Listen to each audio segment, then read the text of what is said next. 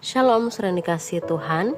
Hari ini kita akan merenungkan firman Tuhan yang terdapat di dalam Kisah Para Rasul pasal 2 ayat 41 sampai 47 dengan tema Gaya Hidup Orang Percaya yang Sejati. Saudara dikasihi Tuhan, di zaman sekarang banyak orang mengaku percaya Tuhan, tapi hidupnya tidak jauh berbeda dengan dunia. Mudah ikut arus, mudah kompromi, bahkan iman hanya muncul saat ibadah saja. Kisah Para Rasul pasal 2 ayat 41 sampai 47 menunjukkan gambaran gereja mula-mula yang berbeda. Iman mereka bukan sekedar pengakuan, tapi menjadi gaya hidup sehari-hari. Dari bagian ini kita belajar bahwa kekristenan sejati bukan hanya tentang percaya, tetapi tentang bagaimana kita hidup. Bagaimana gaya hidup orang percaya yang sejati? Yang pertama, hidup yang bertumbuh dalam Tuhan. Mereka menerima firman lalu memberi respon nyata melalui baptisan, dan setelah itu mereka tekun dalam pengajaran, persekutuan, doa, dan ibadah. Ini menunjukkan bahwa iman tidak berhenti di awal, tetapi terus bertumbuh. Realitanya hari ini banyak orang semangat di awal, tapi lama-lama kendor, jarang baca firman, doa mulai hilang. Firman Tuhan mengingatkan kita bahwa iman yang sehat adalah iman yang terus dipelihara setiap hari. Yang kedua, hidup yang peduli dan bersatu.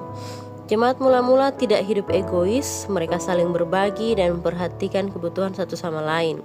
Mereka hidup dalam kesatuan dan ketulusan hati. Berbeda dengan kondisi sekarang, di mana banyak orang sibuk dengan diri sendiri, bahkan dalam komunitas gereja pun bisa ada iri hati, geng-gengan, atau masa bodoh. Firman Tuhan mengajak kita untuk kembali pada kasih yang nyata, bukan hanya kata-kata tapi tindakan. Yang ketiga, hidup mereka menjadi kesaksian. Mereka hidup dalam takut akan Tuhan, memuliakan Dia, dan kehidupan mereka disukai banyak orang.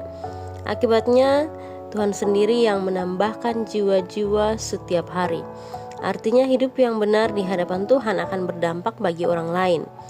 Di masa kini, banyak orang tidak tertarik kepada kekristenan bukan karena Tuhan tidak nyata, tapi karena tidak melihat perbedaan dalam hidup orang percaya. Padahal hidup kita sebagai orang Kristen seharusnya menjadi Alkitab yang terbuka bagi dunia. Saudara yang dikasihi Tuhan, akhirnya Kisah Para Rasul ini mengingatkan kita bahwa menjadi orang percaya bukan sekedar status, tapi sebuah gaya hidup. Hidup yang bertumbuh, hidup yang peduli, dan hidup yang menjadi kesaksian. Pertanyaannya, apakah hidup kita sudah mencerminkan itu? Mari kita tidak hanya percaya kepada Tuhan, tetapi sungguh-sungguh hidup bagi Dia, sehingga melalui hidup kita orang lain bisa melihat dan mengenal Tuhan yang kita sembah. Amin. Tuhan Yesus memberkati.